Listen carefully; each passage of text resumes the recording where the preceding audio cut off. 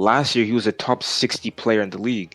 Now he's easily a top 20 player in the league. Like no one was thinking of Julius Randle as an all-star last year. So just the numbers that he's putting up this year is just phenomenal.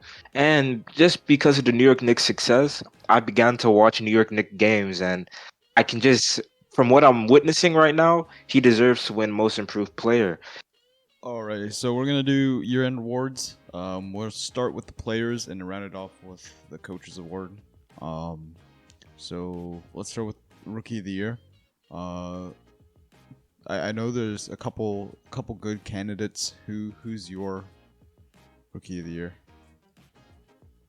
Yeah, there's definitely some good candidates, and I just have to go with the number one overall pick. I have to go with Anthony Edwards. Although LaMelo Ball has been playing some pretty solid basketball, I just think Anthony Edwards has been contributing to his team really well, and especially in the recent games, 25 points, 40 points, yada yada. So I just see like a bright future for him. So if we're talking about the whole year, I do have to give it to Anthony Edwards and LaMelo Ball as runner-up.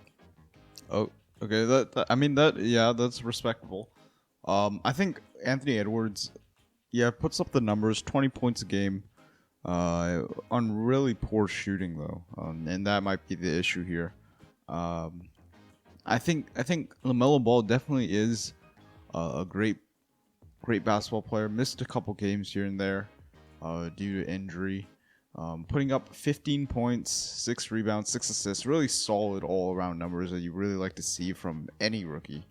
Um, and he's contributed to winning basketball. I mean, no one. I think a lot of people thought, especially with the Gordon Hayward signing this year, that it would be just a mess in Charlotte if Lamelo didn't pan out to be a good player, and they were actually quite competitive with Lamelo on the court, along with Yeah. Gordon Hayward, and unfortunately they both got injured during the season, so they're not as high as a seed that as many foresaw beforehand. I mean, they're the 8th seed, which is okay. They're guaranteed a spot in the play-in. We just don't know where in the play-in they'll end up, because they're the same seeding with the Wizards and Pacers. I also want to take a look at Tyrese Haliburton. So he's played 11 more games, but he's putting up similar numbers: 13 points, 2 rebounds, and 3 rebounds and 5 assists. He's playing better defense than LaMelo. He shoots better than LaMelo. All around, I think he just, like, with the fact that he has to share the rock with someone like De'Aaron Fox, he plays extremely well. He can play off ball, on ball. He can make plays for his teammates, makes the right decisions, plays great defense, like I mentioned before. So, in my opinion, I really like Tyrese Haliburton as the rookie of the year. I know this is a lot of, like, I guess this is a lot of hate on LaMelo, or it might seem like that. But I honestly think for this year, I think playing the amount of games that Tyrese Haliburton has played, and the situation he's in, because we all know the Kings are just terrible. But Yeah. I really like Tyrese Haliburton. He's my pick, and I think LaMelo is also the runner-up. I don't think Anthony Edwards, like, I like him as a character. He's a great scorer. Just doesn't do it efficiently. It really puts up, like, what I see as rookie numbers, like really good. Like, they look really good on paper, and then you take a deeper dive, and they're a little iffy. So yeah, those are my picks. Let's move on to something I think we've discussed before, and this is most improved player. Who's yours? Well, after some discussion that you and I had, and you gave me some insight, I was gonna first choose Chris Boucher, if I'm pronouncing his name right, from the Boucher, Toronto yeah. Raptors. I just thought he had like a pretty good leap from this year, from last year to this year. But I just can't disrespect Julius Randle. Again, I did check his stats. He's improving 6 more points per game, but his all around game is just going crazy, and He's an all-star player. He deserves to be an all NBA player. At first, I didn't want to put him in most improved player because I thought he was more of an MVP than a most improved player. But that doesn't matter. Like if he's playing at an MVP level and he wasn't playing like that last year, that does deserve to be most improved player. So my pick is Julius Randle, and he's definitely the king right now of New York, the New York Knicks at least, bringing them to a playoff spot. So yeah, I just have to go with Julius Randle. Yeah. How about you? Well, I completely agree with you. Julius Randle has shown that he's literally increased in every statistical category, every measurable category of his basketball game. And I mean that. What else do you want from the most improved player? His defense is better. His offense is way better. He's increased. He's almost doubled his assists, and barely increased in turnovers. He's averaging almost 6 assists per game at 3.4 turnovers, almost 2-to-1 assist to turnover ratio, which is really good from a big. Usually, big men are not at that statistical level. He's also increased in 3-point volume, from 3.6 attempts to 5.4 attempts, and now he's shooting far better from three at 41%, and leading this Knicks team, who's been shooting well all year. All year they've been shooting really well, lights out. A lot of teams questioned, or a lot of people questioned, if they could keep up that really high level of 3-point percentage, and they obviously can.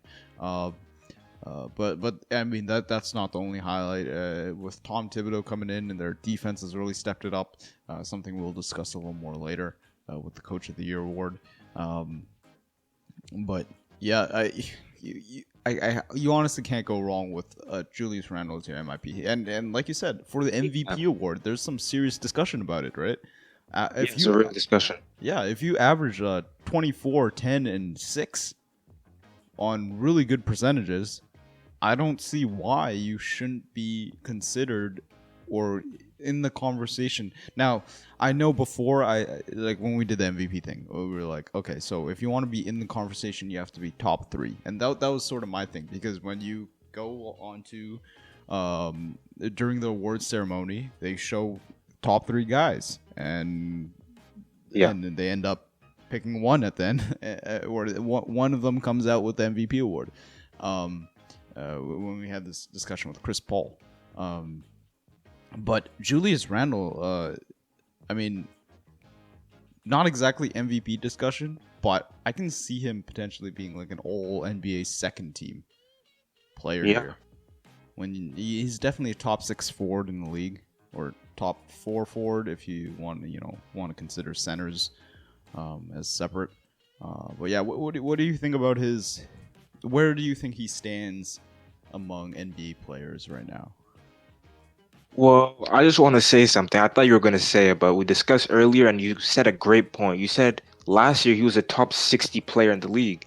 Now he's easily a top 20 player in the league. Like, no one was thinking of Julius Randle as an all-star last year. So just the numbers that he's putting up this year is just phenomenal.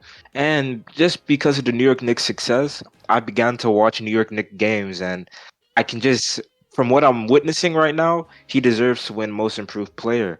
And again, like maybe he's not top 3 MVP, but he should maybe deserve to be in the discussion, maybe top 15. He's definitely, if you're talking about forward, like top 5 forward for sure. So I definitely agree with everything that you're saying, but just to jump from a top 60 player to a top 20 player, like that's just a huge jump. And I just really like what I'm seeing from him so far. Maybe not MVP this year, but most definitely an all NBA team. Maybe 2, maybe 3. We'll have to wait and see. Yeah, well, what a rhyme.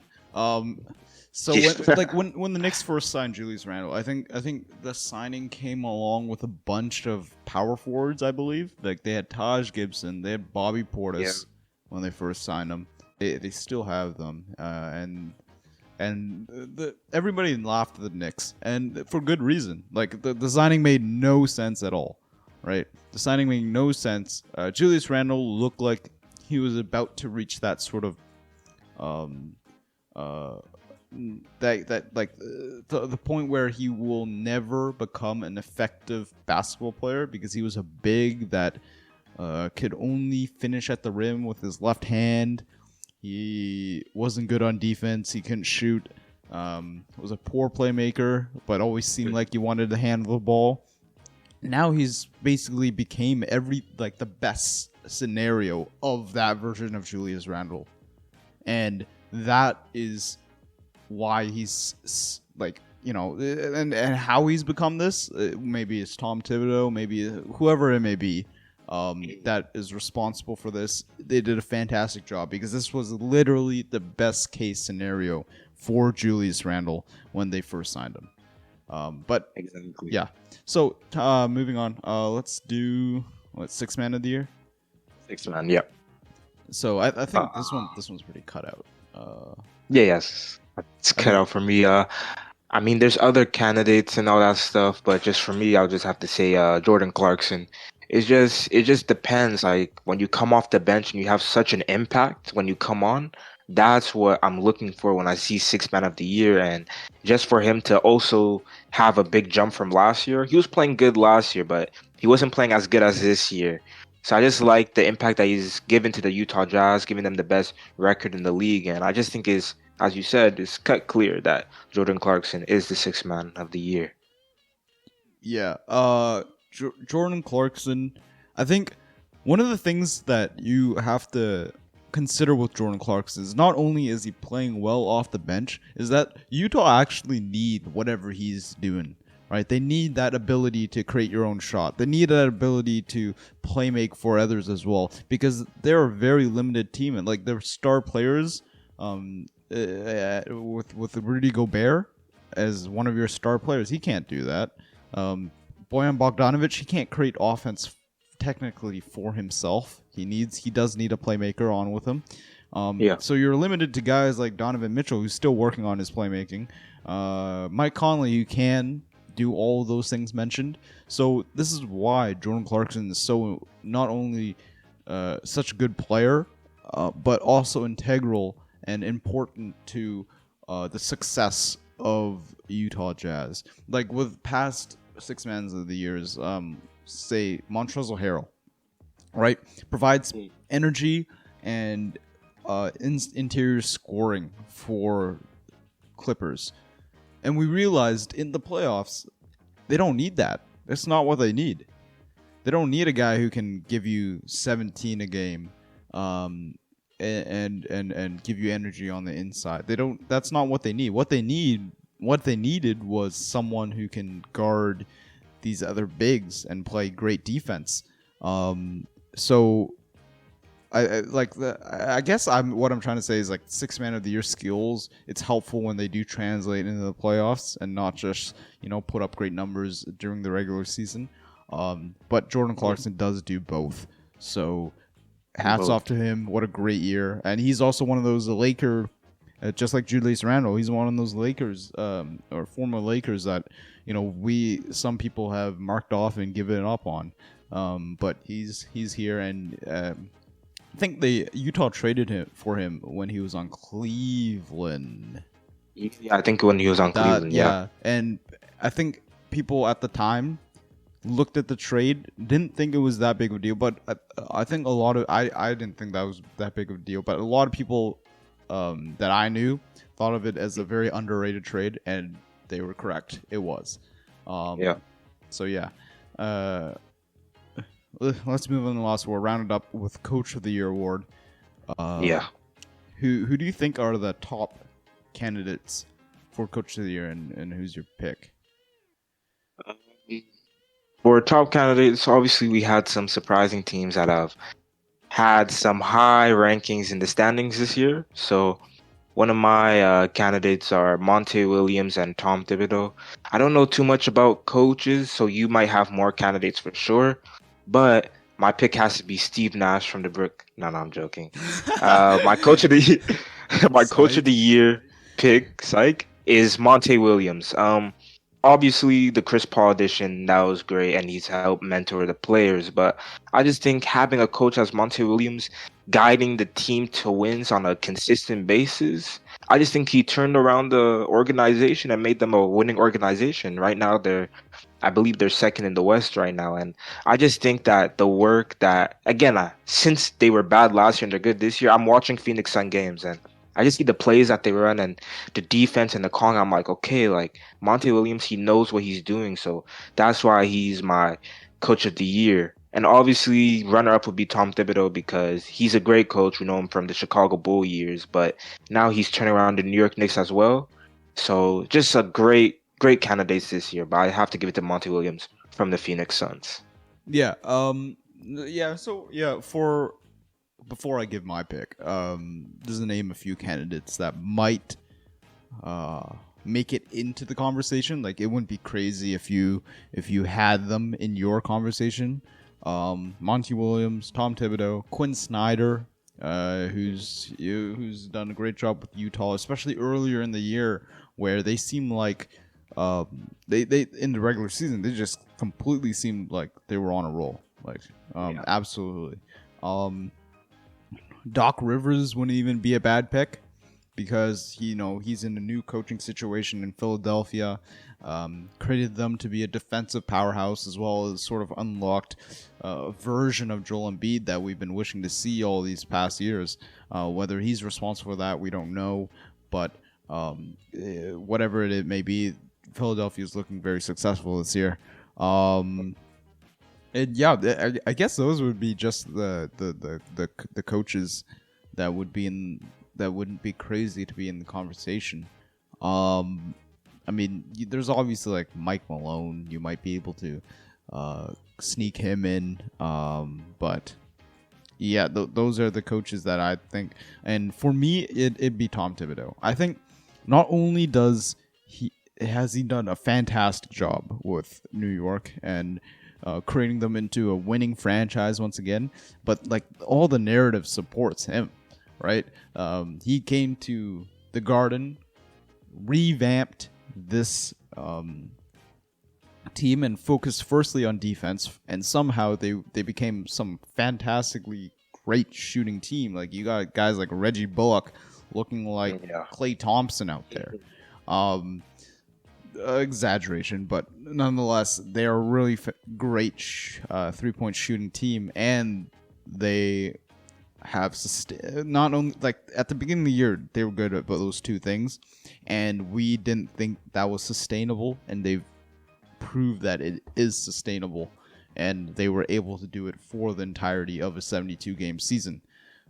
So fantastic stuff at home. Obviously, Monty Williams, fantastic pick as well. I mean, we really like to take away credit from Chris Paul, because I truly don't believe that this success was completely or even like above 50% due to Chris Paul. We already knew the Phoenix Suns that competed in the bubble and went 8-0. We already knew that Monty Williams could unlock these guys like Cameron Payne to assist the team and help them win. And Chris Paul coming in here, obviously, definitely a great addition. I mean, they've been looking for a playmaking point guard for who knows how long. I mean, they were so desperate they grabbed Ricky Rubio.